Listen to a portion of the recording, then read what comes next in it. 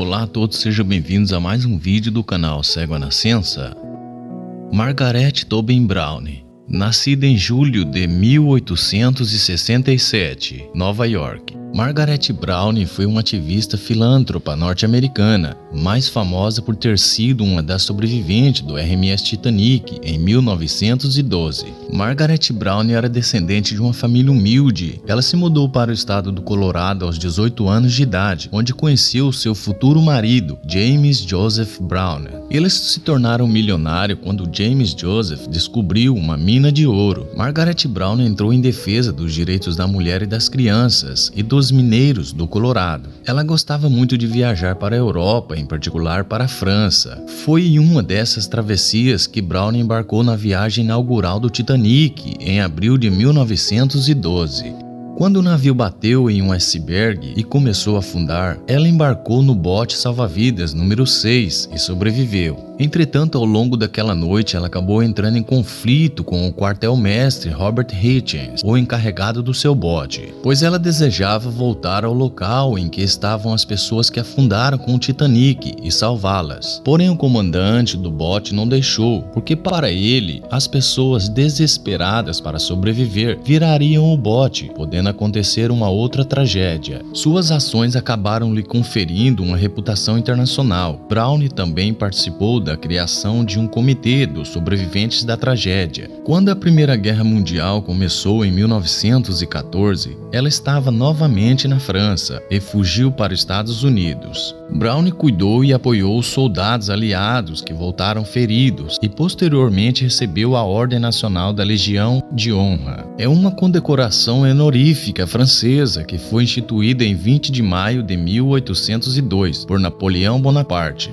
É uma recompensa aos méritos eminentes militares ou civis à nação. Ao final do conflito, ela continuou seus trabalhos ativistas, mas também se dedicou à sua paixão ao teatro, chegando até a atuar em peças e interpretando sua ídolo, Sarah Bernhardt. Ela continuou a ser conhecida por suas ações no naufrágio do Titanic. Seu marido morreu em 1922 e depois disso, Browne acabou se distanciando dos seus filhos. Ela também teve problemas relacionados à sua herança e acabou morrendo sozinha em 1932, no Barbizon Hotel, em Nova York.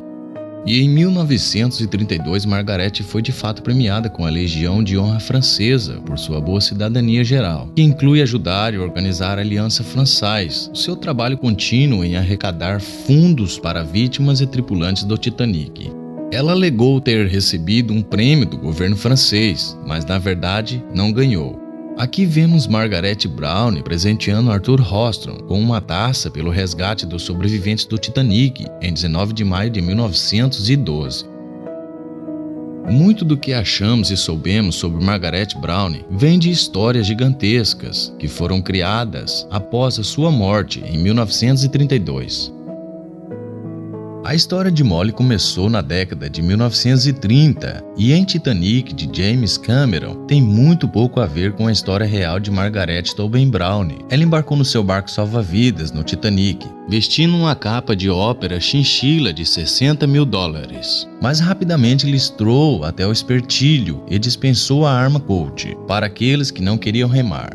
Quando o Titanic atingiu o iceberg, Margaret vestiu-se rapidamente com calor. Ela vestiu-se o terno de veludo preto, 7 pares de meia, uma estola de zibelina e uma capa de seda com capuz. Ela colocou seu talismã de boa sorte de $500 em uma caixa. Uma vez no convés, Margaret ajudou a carregar outras pessoas nos botes salva-vidas e acabou sendo forçada a embarcar no bote salva-vidas número 6. O contramestre Hitchens era o único homem no barco salva-vidas. Ele acreditava que as mulheres eram inúteis e não podiam remar. Margaret assumiu o comando e insistiu que as mulheres pudessem remar para se aquecer. Ela e outras mulheres do barco salva-vidas número 6 trabalharam juntas para remar e manter o ânimo e dissipar a tristeza transmitida pelo emocional e instável Robert Hitchens. Margaret Browne ganhou por parte do cinema os apelidos de Molly Browne, a inafundável Molly Browne. Apesar de nunca ter sido chamada dessa forma em vida, acabaram criando um certo mito ao redor que lhe transformou em uma das heroínas do naufrágio. Muito do que achamos e soubemos sobre Margaret Browne vem de histórias gigantescas que foram criadas após a sua morte, em 1932. Desde flutuar no rio Mississippi, quanto a um bebê, até comandar um bote salva-vida no Titanic, tiraram a verdadeira história de sua vida.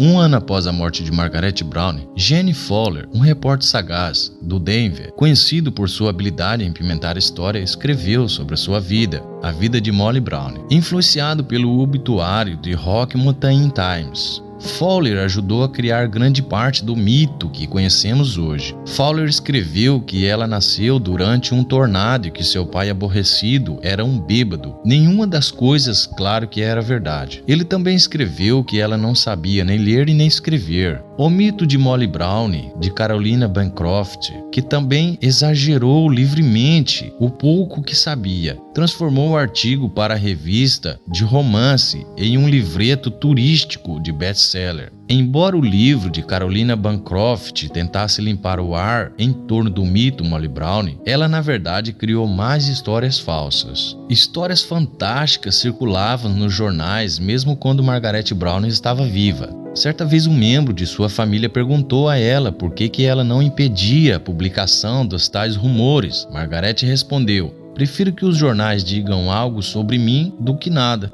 O maior mito é talvez o que ela chamava Molly. Em sua vida, Margaret nunca foi chamada de Molly. Quando era jovem, ela se chamava Meg. Outro mito é que ela não tinha educação e, pelo contrário, ela era bastante educada. Os pais de Margaret acreditavam fortemente na importância da educação. Eles mandaram todos os seus 6 filhos, incluindo as meninas, para a escola até a 8ª série, equivalente ao ensino médio de hoje, o que era incomum para a época.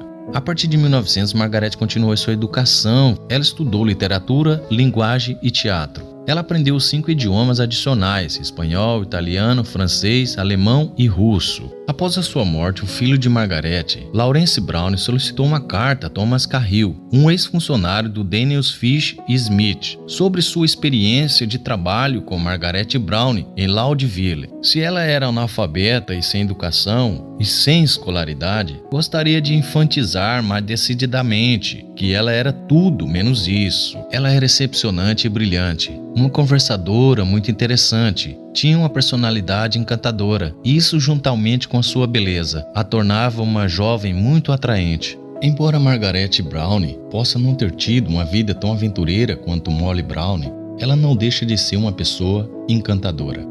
Obrigado a todos e até o próximo vídeo, se assim o Criador nos permitir. Canal Cego a Nascença.